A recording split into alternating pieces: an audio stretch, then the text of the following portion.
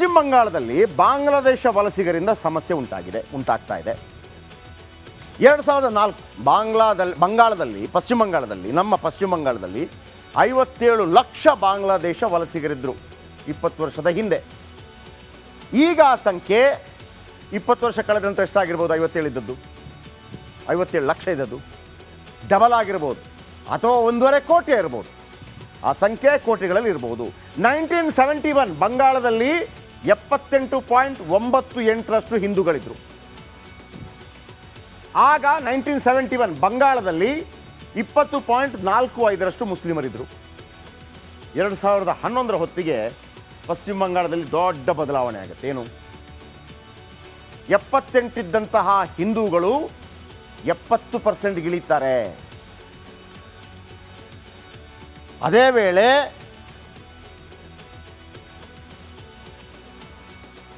ಅದೇ ವೇಳೆ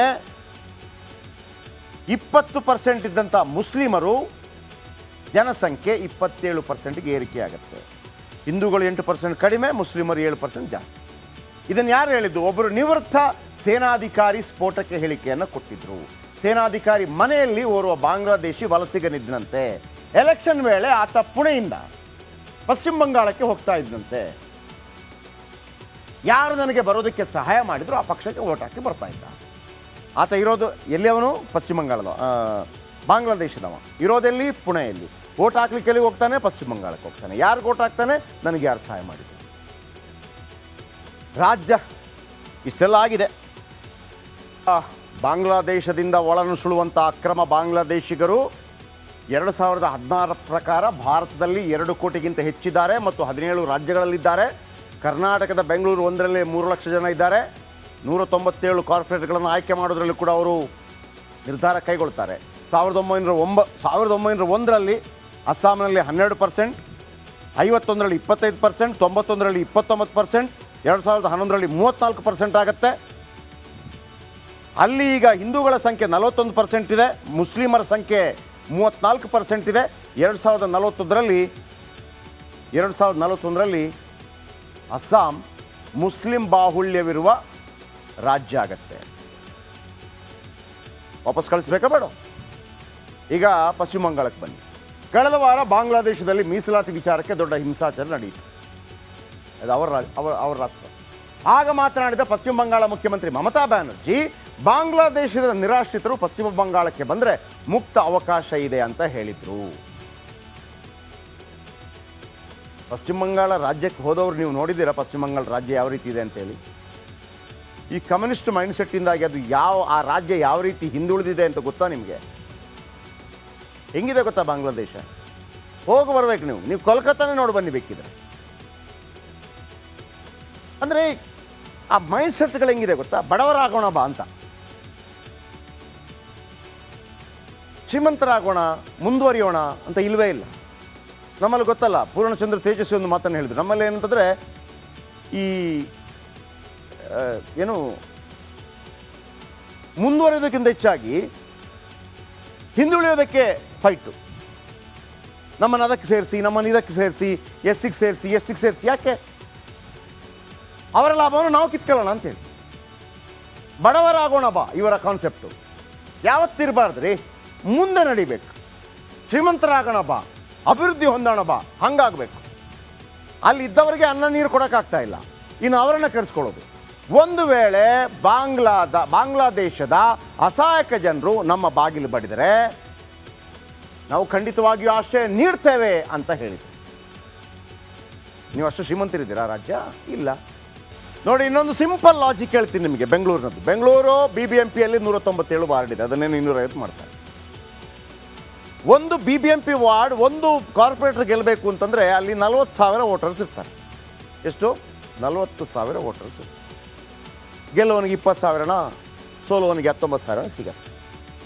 ಬೆಂಗಳೂರಿನಲ್ಲಿ 3 ಲಕ್ಷ, ಭಾಸ್ಕರ್ ರಾವ್ ಹೇಳೋ ಪ್ರಕಾರ ಆಗ ಅವರ ಕಾಲದಲ್ಲಿ 3 ಲಕ್ಷ ಅಕ್ರಮ ಬಾಂಗ್ಲಾ ನುಸುಳುಕೋರರಿದ್ದರೆ, ಆ 3 ಲಕ್ಷ ಜನರಿಗೆ ವೋಟರ್ ID ಇದ್ದರೆ, ನಿಮ್ಮ 20ರಿಂದ 25 ಕಾರ್ಪೊರೇಟ್ಗಳ ನಿರ್ಧಾರ ಬಾಂಗ್ಲಾದೇಶಿ ಅಕ್ರಮ ವಲಸಿಗರು ಮಾಡಬೇಕಾ?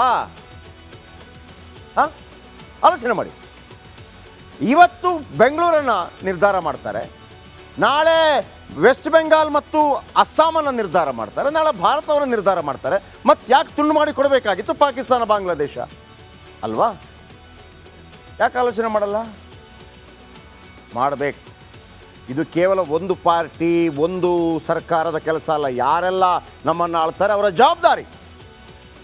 ನೋಡಿ, ಅಸ್ಸಾಂಗೆ ವಲಸಿಗರ ಹೊಡೆತ ಯಾವ ರೀತಿ ಇದೆ, ನಾಳೆ ಬೆಂಗಳೂರಿಗೂ ಆಗುತ್ತೆ. ವಾಯುವೇಗದಲ್ಲಿ ಹೆಚ್ಚುತ್ತಾ ಇದೆ ಒಳನುಸುಳುಕೋರ ಮುಸ್ಲಿಮರ ಜನಸಂಖ್ಯೆ. ಅದಕ್ಕೆ NRC ಬೇಕು ಅಂತ ಹೇಳೋದು. ಮುಸ್ಲಿಂ ಜನಸಂಖ್ಯೆ ಹೆಚ್ಚಳಕ್ಕೆ ಬಾಂಗ್ಲಾದೇಶದ ವಲಸಿಗರ ಸಹಾಯ ಇದೆ ಅಂಥೇಳಿ ಅಲ್ಲಿಯ ಮುಖ್ಯಮಂತ್ರಿ ಹೇಳ್ತಾರೆ. 1991 ಅಸ್ಸಾಂನಲ್ಲಿ ಮುಸ್ಲಿಂ ಜನಸಂಖ್ಯೆ 12.40. 1951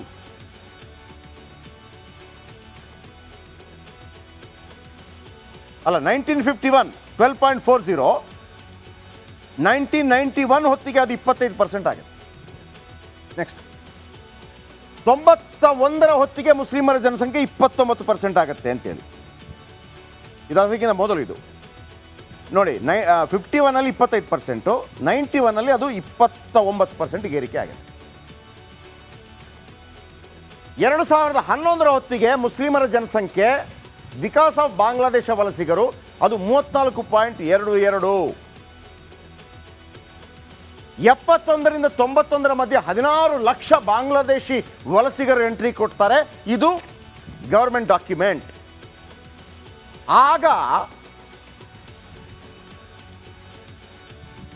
ಈಗ ಅಲ್ಲಿ 41.89% ಹಿಂದೂ ಜನಸಂಖ್ಯೆ ಇದೆ. ಮುಸ್ಲಿಂ ಜನಸಂಖ್ಯೆ ಎಷ್ಟು? 34.22. ಯಾವಾಗ? 2011. ಇದೇ ವೇಳೆಗೆ 77.42ರಷ್ಟು ಏರಿಕೆ ಕಂಡಿದೆ ಮುಸ್ಲಿಂ ಜನಸಂಖ್ಯೆ ಅಸ್ಸಾಂನಲ್ಲಿ. ಹೀಗೆ ಹೋದರೆ 2041ರ ವೇಳೆಗೆ ಮುಸ್ಲಿಂ ಬಹುಸಂಖ್ಯಾತ ರಾಜ್ಯವಾಗುತ್ತೆ ಅಸ್ಸಾಂ. ಅದು ಕೂಡ ಅಕ್ರಮ ಬಾಂಗ್ಲಾದೇಶಿ ವಲಸಿಗರ ರಾಜ್ಯ ಆಗುತ್ತೆ. ಅಸ್ಸಾಂಗೆ ಅದರದ್ದೇ ಆದ ಮಹತ್ವ ಇದೆ. ಇವತ್ತು ನಾವು ಬೆಂಗಳೂರನ್ನು ಹೇಳ್ತಾ ಇದ್ವಲ್ಲ, ಕೆಂಪೇಗೌಡರು ಕಟ್ಟಿದ್ರು, ಯಾವುದೂ ಇರೋದಿಲ್ಲ 20 ವರ್ಷ ಕಳೆದ ನಂತರ, ಎಲ್ಲ ಬಾಂಗ್ಲಾ. ಬೇಕಾ? ಈ ಮಾತು ಹೇಳಿದ್ದು ಬೇರೆ ಯಾರು ಅಲ್ಲ, ಅಸ್ಸಾಂನ ಬಗ್ಗೆ. ಅಸ್ಸಾಂ CM ಶರ್ಮಾ, ಕೇಳಿಸ್ಕೊಂಡ್ರಲ್ಲ. ಇದಾದ ನಂತರ ನಾನು ಕಳೆದ ವಾರ ಬಾಂಗ್ಲಾದೇಶದಲ್ಲಿ ಮೀಸಲಾತಿ ವಿಚಾರಕ್ಕೆ ದೊಡ್ಡ ಗಲಾಟೆ ಆಯಿತು. ಅದನ್ನು ಬ್ರೇಕ್ ಆದ ನಂತರ ಹೇಳ್ತೀನಿ. ಆಗ ಬಾಂಗ್ಲಾದೇಶದಿಂದ ಯಾರೆಲ್ಲ ಬರ್ತೀರಿ ಅವರಿಗೆ ಮುಕ್ತ ಆಹ್ವಾನ ಕೊಡ್ತೀನಿ ಅಂತೇಳಿ ಮಮತಾ ದೀದಿ ಹೇಳ್ತಾರೆ. ಏನು ಕತೆ ರೀ ಇದು? ಹಾಗಿದ್ರೆ ಮಮತಾ ದೀದಿ ಬಾಂಗ್ಲಾದೇಶವನ್ನು ಭಾರತದ ಜೊತೆ ಸೇರ್ಪಡೆ ಮಾಡ್ಕೊಳ್ಳಿ. ಬರೋದಿದ್ರೆ ಹಂಗೆ ಬರಲಿ, ಕಂಪ್ಲೀಟ್ ಬಾಂಗ್ಲಾದೇಶ ಭಾರತಕ್ಕೆ ಬರಲಿ, ನೋಡ್ಕೊಳ್ಳೋಣ. ಪಾಕಿಸ್ತಾನ ಬೇಕಿದ್ರೆ ಪಾಕಿಸ್ತಾನ ಕೂಡ ಬರಲಿ, ನೋಡ್ಕೊಳ್ಳೋಣ. ಅದು ಬಿಟ್ಟು ದೇಶ ನಿಮಗೆ ಕಟ್ ಮಾಡಿಕೊಟ್ಟು ಅಲ್ಲಿರುವಂಥ ಈ ನಕ್ಕಾಪಿಚ್ಚ ನಮಗೆ ಯಾಕೆ? ನೋಡಿ, ನಾಗಾಲ್ಯಾಂಡ್ನಲ್ಲಿ 1,97,00,000 ಜನಸಂಖ್ಯೆ ಇದೆ. 1,97,00,000. ಗೋವಾದಲ್ಲಿ 1,45,00,000. ಅರುಣಾಚಲ ಪ್ರದೇಶದಲ್ಲಿ 1,45,00,000. ಮಿಜೋರಾಂನಲ್ಲಿ 1 ಕೋಟಿ ಪ್ಲಸ್. ಸಿಕ್ಕಿಂನಲ್ಲಿ 6 ಲಕ್ಷ ಸಮಥಿಂಗ್. ಆ ಥರ ಕಡಿಮೆ ಸಿಕ್ಕಿಂನಲ್ಲಿ, ಅತಿ ಕಡಿಮೆ ಸಿಕ್ಕಿಂ. ಅಕ್ರಮ ಬಾಂಗ್ಲಾದೇಶ ವಲಸಿಗರೇ 2016ರಲ್ಲಿ 2 ಕೋಟಿ ಇದ್ದಾರೆ. 17 ರಾಜ್ಯಗಳಲ್ಲಿ ಹರಿದು ಹಂಚೋಗಿದ್ದಾರೆ. ಇತ್ತೀಚೆಗೆ ಅಸ್ಸಾಂ ಮುಖ್ಯಮಂತ್ರಿ ಹಿಮಾಂತ ಬಿಸ್ವಾ ಶರ್ಮಾ ಮುಸ್ಲಿಂ ಜನಸಂಖ್ಯೆಯ ಬಗ್ಗೆ ಸ್ಫೋಟಕ ಹೇಳಿಕೆ ನೀಡಿದರು. ಅಂದರೆ ಬಾಂಗ್ಲಾದೇಶದಿಂದ ಬಂದಂತಹ ಅಕ್ರಮ ನುಸುಳುಕೋರರಿಂದಾಗಿ ಈಶಾನ್ಯ ರಾಜ್ಯಗಳಲ್ಲಿ ಏನಾಗ್ತಾ ಇದೆ, ಈಶಾನ್ಯ ರಾಜ್ಯಗಳಲ್ಲಿ ಹೆಚ್ಚುತ್ತಿರುವ ಮುಸ್ಲಿಂ ಜನಸಂಖ್ಯೆಯ ಕುರಿತು ಅವರು ಮಾತಾಡ್ತಾರೆ. ಅಸ್ಸಾಂನಲ್ಲಿ 1951ರಲ್ಲಿ 12% ಮುಸ್ಲಿಂ ಜನಸಂಖ್ಯೆ ಇತ್ತು, 1951. ಇಂದು ಅದು 40% ತಲುಪಿದೆ. ಇದರಿಂದ ಅನೇಕ ಜಿಲ್ಲೆಗಳನ್ನು ಕಳೆದುಕೊಂಡಿದ್ದೇವೆ. ಹೀಗೆ ನಡೆದರೆ 2041ರಲ್ಲಿ ಇಡೀ ಅಸ್ಸಾಂ ಬಾಂಗ್ಲಾದೇಶದಿಂದ ಬಂದಂಥ ಮುಸ್ಲಿಮರ ಅಸ್ತಿತ್ವದಲ್ಲಿ ಇರುತ್ತೆ. ಅವ್ರು ಯಾಕೆ ಬರಬೇಕು ಇಲ್ಲಿಗೆ? ನಮ್ಮಲ್ಲಿದ್ದಾರಲ್ಲ ಮುಸ್ಲಿಮರು, ಸಾಕಲ್ವಾ? ಅವ್ರು ಯಾಕೆ ಬರಬೇಕು? ಏನು ಹೇಳಿದ್ದಾರೆ ಹಿಮಾಂತ ಬಿಸ್ವಾ ಕೇಳಿ. देखिए, बदलते डेमोग्राफी मेरे लिए, मैं असम से आया हूं, ये मेरे लिए बहुत बड़ा मुद्दा है। इसलिए मैं असम में, बंगाल में हर दिन, मेरा असम में मुस्लिम पॉपुलेशन 40% हो चुका है। 1951 में 12%, आज असम में मुस्लिम पॉपुलेशन 40%। हम जिला की जिला खो चुका है। तो मेरे लिए ये मुद्दा पॉलिटिकल नहीं है, मेरे लिए ये जीना और मरने का मुद्दा है। इसलिए मैंने उसका साथ ही हर दिन संघर्ष करता हूँ।